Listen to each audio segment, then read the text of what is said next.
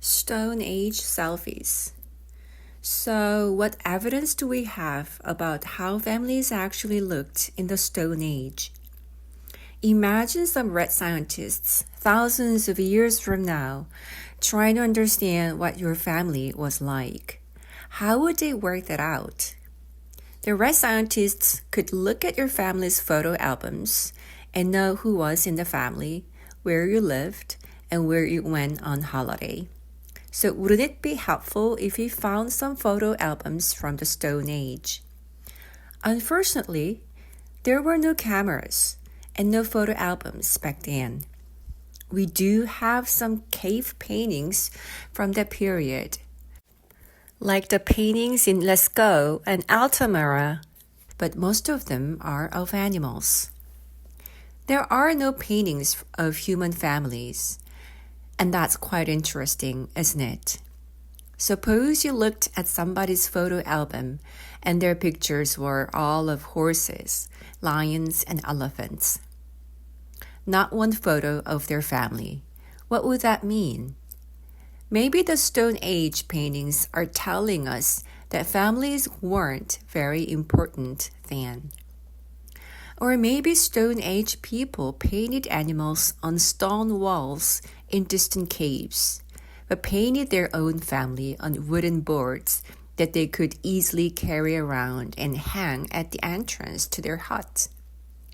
These were the really important pictures, so they wanted to have them nearby. Unfortunately, the wooden boards would have disappeared long ago. All that remains in the cave paintings of animals. Maybe Stone Age people thought that when you painted something, you could control it. So everyone wanted to paint the animals that they hunted to have control over them, but nobody ever wanted to have their own picture painted. We don't really know, and there may be other explanations. Can you think of any? The closest things we have to Stone Age family photos are the collections of handprints that people left on rocks and cave walls. How did people paint handprints on rocks when they didn't have any spray cans? One important clue is that most of these handprints are of left hands, not right hands. Can you guess why?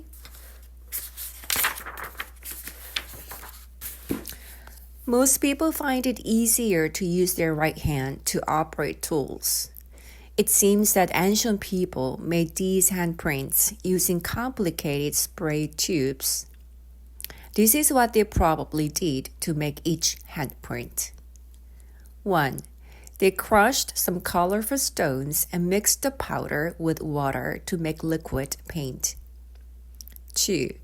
They poured the paint into a hollow tube made from straw, wood, or bone.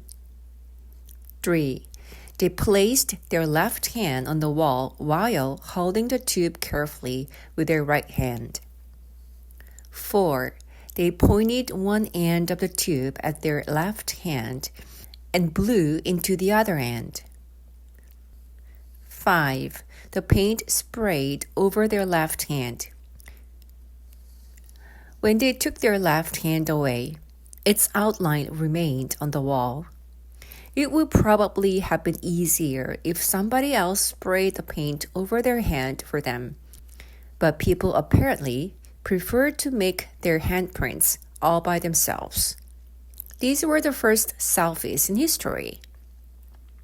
On some rocks, archaeologists found just a single handprint. But in few places, there were lots of handprints grouped together.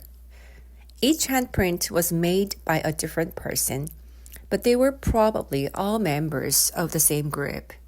Maybe this was the Stone Age way of doing a group selfie. Everyone in the group came to the rock during some special festival and left their handprint there. You could try making a Stone Age group selfie like this at your next birthday party. And perhaps some red scientists will find it in the future. The problem is, we don't know how the ancient people who made these rock selfies were related to one another.